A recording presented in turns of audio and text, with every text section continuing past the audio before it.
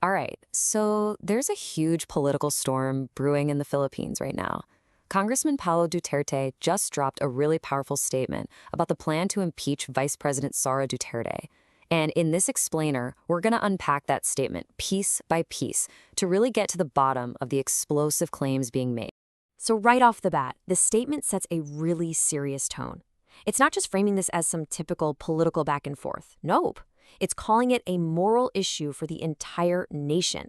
And by using that phrase, a controversial political process, it's doing more than just denying things. It's basically throwing down the gauntlet and questioning whether this whole impeachment effort is even legitimate to begin with.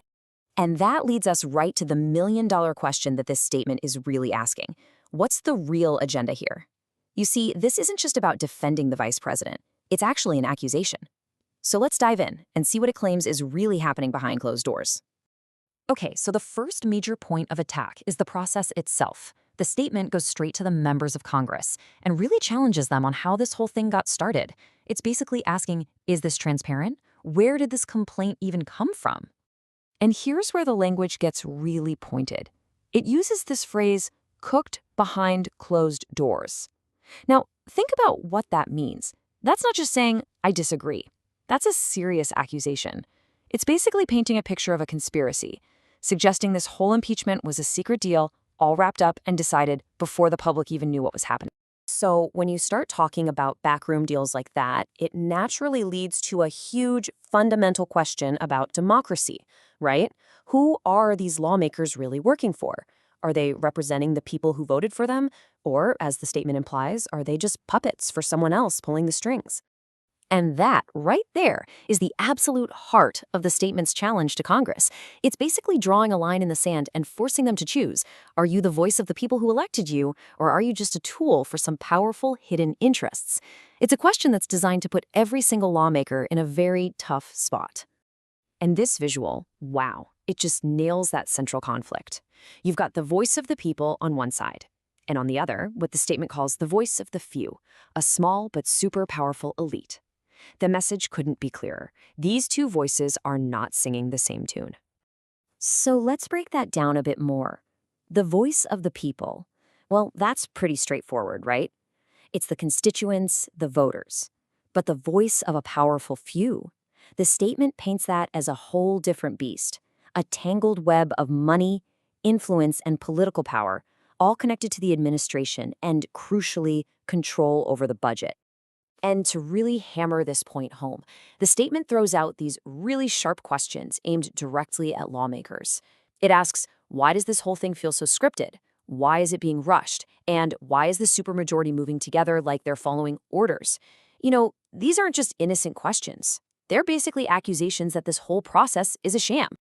Okay, so after trying to tear down the legitimacy of this impeachment, the statement makes a really interesting pivot. It stops talking about what's wrong and starts talking about what's right.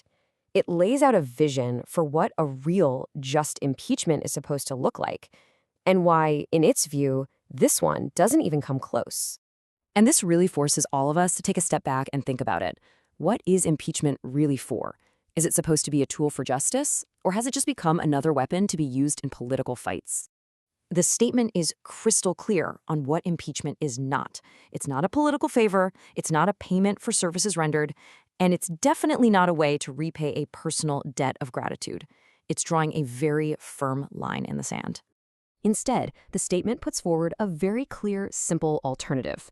At its core, impeachment is supposed to be about one thing: accountability.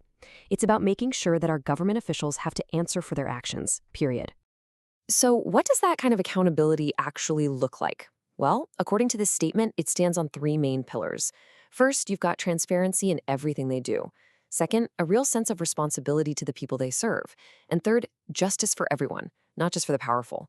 So, after laying out this whole argument, where does the statement leave us? It ends with a really direct and powerful call to action, and it's aimed at two different groups: the lawmakers in Congress and, well, the citizens. It really is like a powerful 1-2 punch. For the lawmakers, the message is, be honest, answer to the people, and stop using impeachment as a political weapon. And for the citizens, it's a rallying cry. Don't be silent. fight for your rights, and demand that your officials are accountable for how they use your money.